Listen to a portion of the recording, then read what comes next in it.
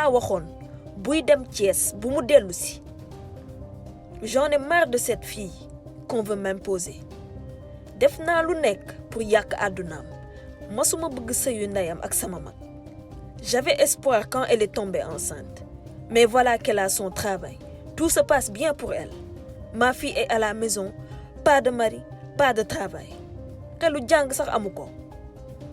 Dama ne Dicko bu mu gën demin sama doom. Le féticheur lui fit savoir que le sort est tombé sur quelqu'un qui a un lien fort avec Dicko. Si ce lien n'est pas représenté par un enfant, c'est alors son frère ou sa sœur. Et cette même personne a causé beaucoup de tort à Dicko. Cette nuit, ses djinns lui ont soufflé que cette fille était trop pure et qu'elle avait un bon cœur. Sa maman aussi est une épouse exemplaire. Tante Rabi lança le téléphone et s'assit désemparée sur le rebord du lit. Dicko courait pour sortir de cette maison. Ses larmes coulaient. Elle voulait aller très loin, mais très loin. Elle courait dans tous les sens, sans savoir où elle allait.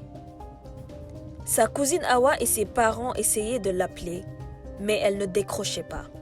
Dicko tenta d'appeler Moussa pour se confier, mais elle n'arrivait pas à le joindre. Il devait être au travail à cette heure. Elle se dit: pourquoi ne pas appeler Malik Antoine? Il n'est pas loin de la ville et apparemment, il a beaucoup changé. Elle recherche son nom dans son répertoire et l'appelle. Aussitôt, Malik Antoine décrocha son téléphone. Allô, c'est qui? C'est moi, Dicko. Dicko, ça me fait plaisir, mais tu pleures? Lu xew, ton ami, il est décédé? Non, je veux te voir, tu es où? Je suis de passage à Thiès pour récupérer un colis. Je dois retourner au centre de santé au village. Tu es où? Que se passe-t-il? Parle-moi, Dicko. Dis-moi où tu te trouves, je viens te prendre, on fait le chemin ensemble, tu me raconteras. Une demi-heure après, Malik Antoine était là, devant Dicko. Dicko ne disait rien. Elle était restée muette. Malik Antoine insistait toujours et Dicko versait de chaudes larmes. Arrivé devant sa chambre, une case moderne, Malik Antoine descendit avec elle et lui demanda de se reposer. Ils discuteront le soir de ce qui la mettait dans cet état.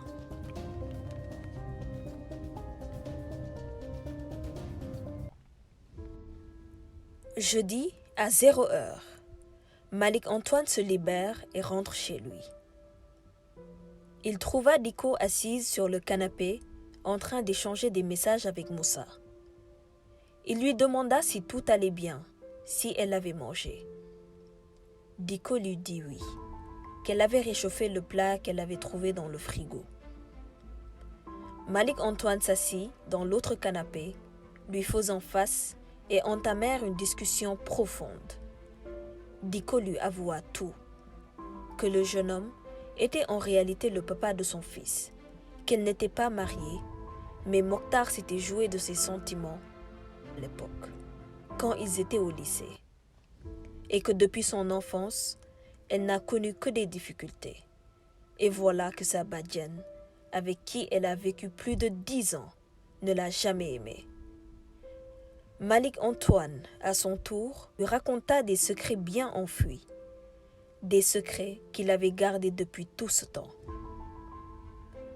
Malik Antoine était en réalité victime d'attouchement. Il se rappelle de sa nounou qui lui faisait des attouchements et plus tard, elle abusait de lui quand personne n'était à la maison. Sa maman le laissait tout seul avec elle et était toujours entre les avions. Il a grandi avec ce manque, cette frustration et une partie de son enfance volée.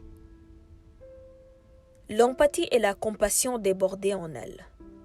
Dicko se sentit bête de lui en avoir voulu toutes ces années et que finalement, tout a une explication dans la vie. Dicko se demanda, mais pourquoi elle précisément? Est-ce qu'il le faisait à d'autres? Elle ne voulait pas aborder le sujet pour ne pas le vexer, mais Malik-Antoine avait deviné ce qu'elle ruminait tout bas. La sonnerie de Dicko les interrompit. C'était son père. Elle activa le mode avion et posa son téléphone.